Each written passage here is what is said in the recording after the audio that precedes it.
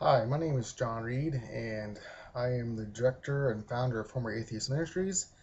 And today I'd like to talk a little bit about God and mathematics. In particular, I want to talk about how mathematics is not a neutral subject. And by that I mean that if God did not exist, would that make a difference to mathematics, whether he existed or not? Many people, even most Christians, would say that, well, if God didn't exist, 2 plus 2 would still be 4. And so I'd just like to say that mathematics is not a neutral subject, and if God did not exist, then 2 plus 2 is really not equal to 4. Talk a little bit more about what I mean by that. And talk to some of my colleagues, and I work for the Department of Defense. I'm a mathematician, and I asked them, some Christians who are Christians, my friends, if the universe did not exist, would the number 3 exist? And undoubtedly they say no. And then I proceed to tell them that then they have denied the doctrine of the Trinity. See, that's the major difference between atheists and Christians, is the belief of immaterial abstract entities. So a number is, for a Christian, a immaterial thing, whereas to an atheist, numbers are nothing more than a posterior process. You have two apples, two. It's always by example. So if nothing existed, there is no numbers for an atheist. But for a Christian, that's not an option, because the Holy Spirit, God the Father, are immaterial, and so you have two just right there that I mentioned. And so, nevertheless, so what else can we say on this subject? Which is the correct one? And from a Christian perspective, trying to explain what a number is to somebody who believes it's a posterior process, is the reasoning and dialogue goes something like this. You ask them what a number is. What is 2? And, they'll show you two apples. This is 2. And it says, well, what about 2 oranges? Is that 2? And they'll say yes. And so oranges are equal to apples, you tell them. And they'll say, no, no, no, no. So what is a number?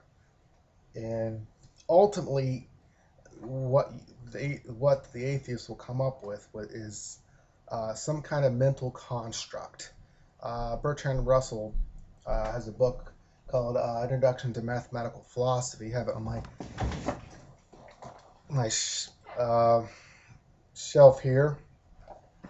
And in that book, he talks about classes and whatnot, and ultimately says his definition is not circular, but I looked into it, and you can trace it back to his definition of a number.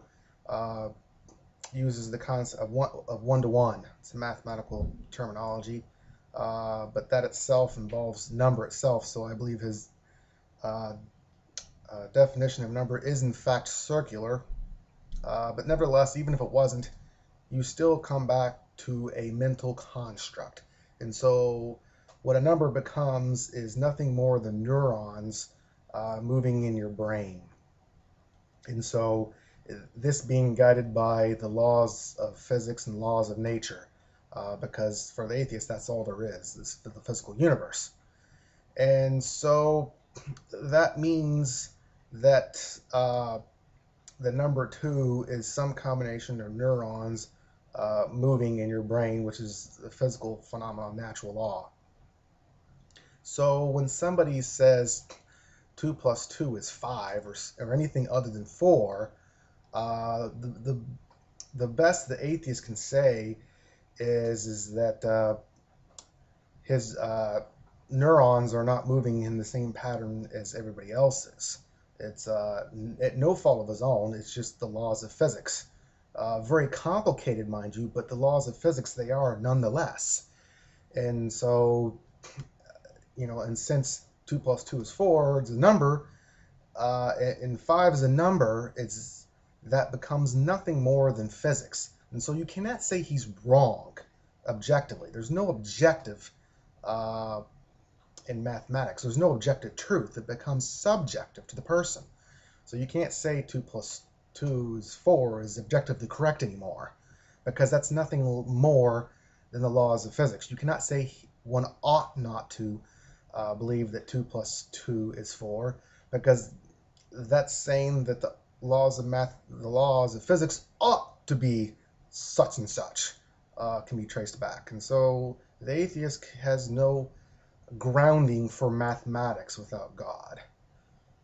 Thank you. You have been listening to Former Atheist Ministries. Again, I'm John Reed. Thank you for listening.